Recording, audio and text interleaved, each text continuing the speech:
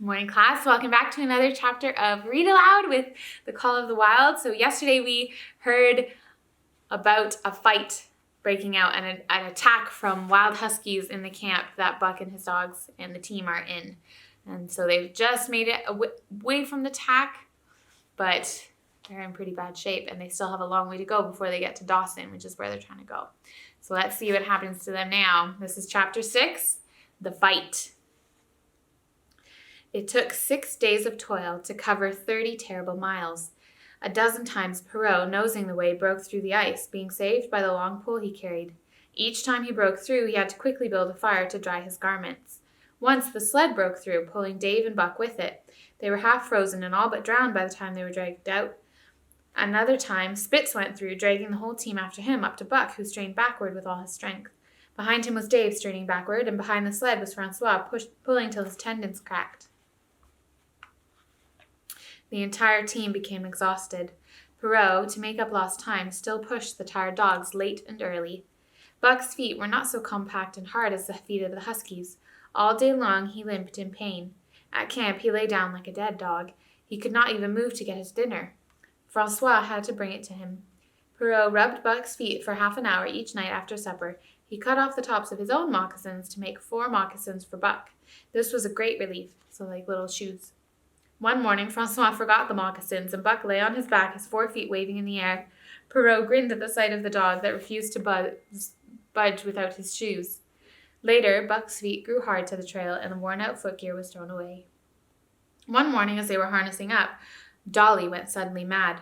Her long, sad wolf howl sent every dog bristling with fear. She then sprang straight for Buck. He had never seen a dog go mad, and he fled in panic. Dolly, foaming at the mouth, ran wildly after Buck. At Francois's call, Buck circled back into the camp. Here, the dog driver waited with an axe, which he brought down onto the crazed, sick Dolly. Buck staggered over to the sled, exhausted, sobbing for breath. This was Spitz's opportunity. He sprang upon Buck, and twice his teeth sank in and ripped the flesh to the bone. Then Francois's lash cracked, and Buck watched Spitz receive the worst whipping as yet given to any of the team. "One devil dat Spitz," remarked Perrault. "Some day him kill dat Buck." "Dat Buck is 2 devils," was Francois's reply. "All the time I watch dat Buck, I know for sure. Listen, some fine day him get angry and then him chew dat Spitz all up. Sure, I know." From then on, it was war between Buck and Spitz. Spitz, as lead dog, had battled many dogs before, but Buck was different. He was smarter and more patient. Buck wanted the leadership position. He wanted it because it was his nature. He wanted it because he was gripped with a pride that matched the pride of Spitz. One morning after a heavy snowfall, Pike did not appear. He was hidden in his nest under a foot of snow. Francois called for him, but he still did not come. Spitz was wild with anger that a dog would disobey. He raged through the camp, smelling and digging until he found Pike in his hiding place. Spitz flew at Pike to punish him. Just then, Buck flew with equal rage between them. Surprised, Spitz was hurled backward and off his feet. Pike joined the fight, and Buck also sprang upon Spitz. But Francois, chuckling at the fight, brought his lash upon Buck with all his might. Half stunned, Buck was knocked backwards, and the lash fell upon him again and again while Spitz soundly punished Pike. In the days that followed, as Dawson grew closer and closer, Buck continued to interfere between Spitz and other dogs. But he was crafty, waiting until Francois was not around. The team went from bad to worse. Things no longer went right. There was constant nipping and yelping, and at the bottom of it all was Buck. He kept Francois busy watching out for the life and death struggle between Spitz and Buck that he knew would take place sooner or later. They pulled into Dawson one dreary afternoon with the great fight still to come. Here were many men and countless dogs all at work. All day they swung up and down the main streets in long teams, and in the night their jingling bells still went by. Here and there, Buck met Southland dogs like himself, but most were the wild wolf husky breed. Every night, regularly at 9, at 12, and 3, they howled the eerie old song. Buck joined them, the new Buck, the primordial beast. The team rested for a day, then got back on the trail. They made splendid progress, but Buck kept stirring up trouble along the way. They no longer worked as one dog in the chases.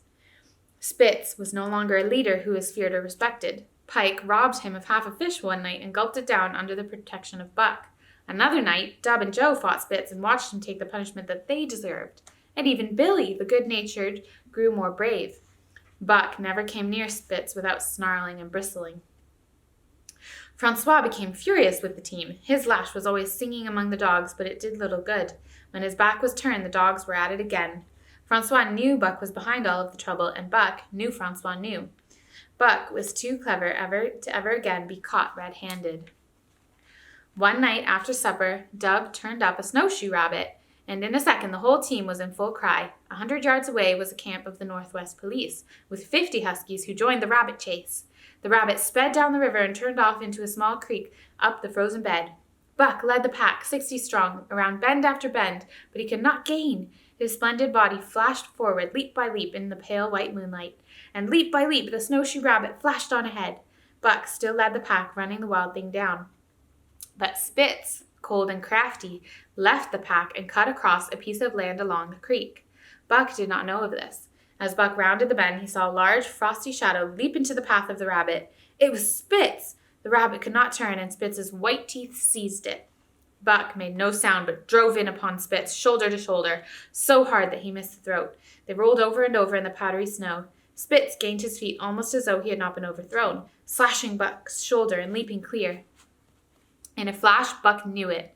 The time had come. It was to the death. As they circled about, snarling, ears laid back, Buck's instincts took over. He seemed to remember it all, the white woods and the earth and the moonlight and the thrill of battle. The air was silent, and the wolf huskies circled, their eyes gleaming. Spitz knew how to fight, and whenever Buck lunged, he was met with quicker fangs.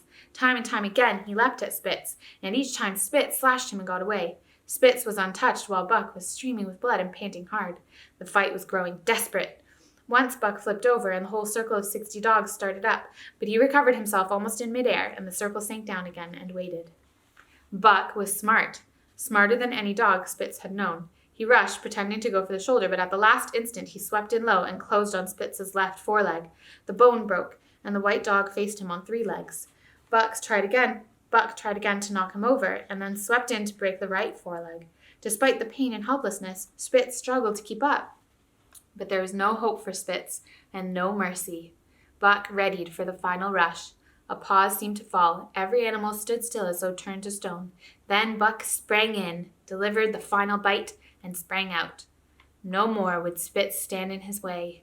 Buck was again a king.